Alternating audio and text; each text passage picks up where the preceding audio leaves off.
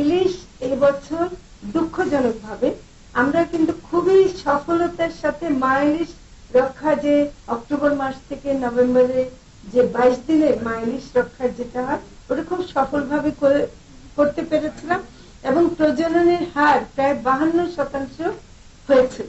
তার মানে এবার ইলিশ বেশি পাওয়ার সম্ভাবনা ছিল। জাটকা নিধনের যে ইয়েটা হয় যে বৈশাখ মাস থেকে জুন পর্যন্ত, এবং সেটার সময় আমরা যেটা করেছি যে 58 দিন করে ফেলেছি।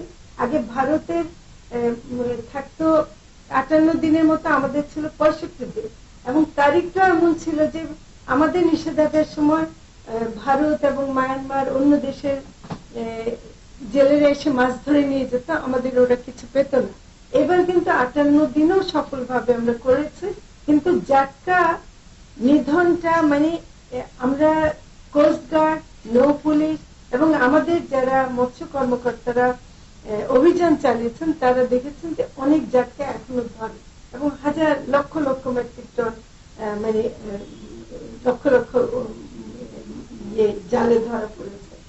তো এটা আমি মনে করি যে জাটকার সংরক্ষণটা আমাদের দরকার। তবে এবার যতটুকু জাটকার সংরক্ষণ হয়েছে সেটা এই বছরই পাওয়ার কথা না, এটা আগামী বছর বড় ইলিশ হয়ে আসবে। এবার যেটা সমস্যা হয়েছে যে বৃষ্টিটা সময় মতো না হওয়া, এটা বিএফআরআই এর তথ্য।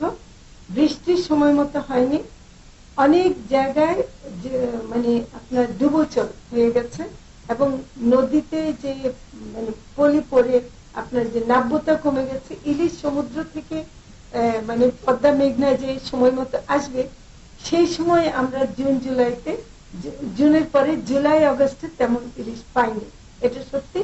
এবং মৎস্য অধিদপ্তরের তথ্য মতে জুলাইতে বোধহয় 37% মতো কম পাওয়া গেছে, আগস্টে এসে 47% কম পাওয়া গেছে।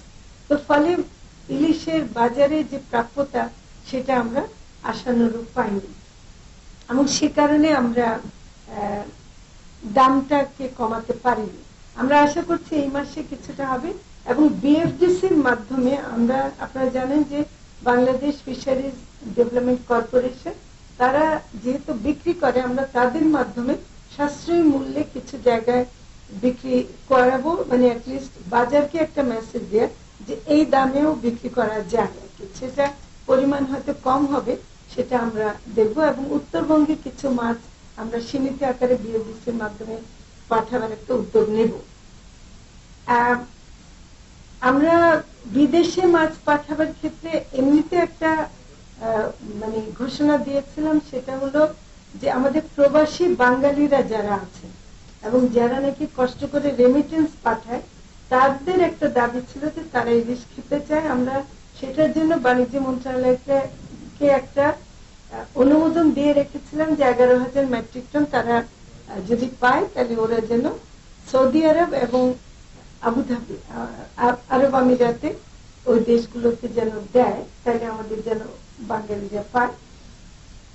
ভারতে পাঠাবার ব্যাপারটা দুর্গা পূজার সাথে সম্পৃক্ত হয়ে গেছে, গত 6 বছর ধরে হচ্ছে। ফলে সেখান থেকে অনুরোধ যখন আসে, এটা একটা আমরা সেখানে সেই সৌজন্য বোধের কারণে এবং খুবই কম মানে দেয়া হয়েছে। গত বছর 3,000 মেট্রিক টনের অনুমোদন দেওয়া হয়েছিল, এবছর 1200 মেট্রিক টন দেওয়া হচ্ছে। আমি নিশ্চিত না যে কতটুকু শেষ পর্যন্ত নিতে পারবে, এবং কিছুটা দামও বাড়ানো হয়েছে।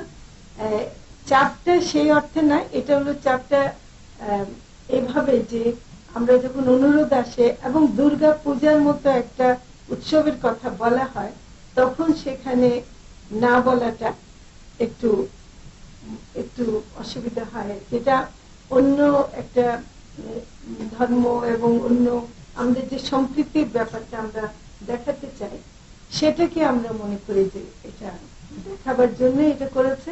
আমি খুবই দুঃখিত যে বাংলাদেশের মানুষের এখনো প্রাপ্যতা বাড়াতে পারিনি, এটার জন্য আমার মনে অনেক দুঃখ আছে। কিন্তু আমি এখনো চেষ্টা চালিয়ে যাচ্ছি।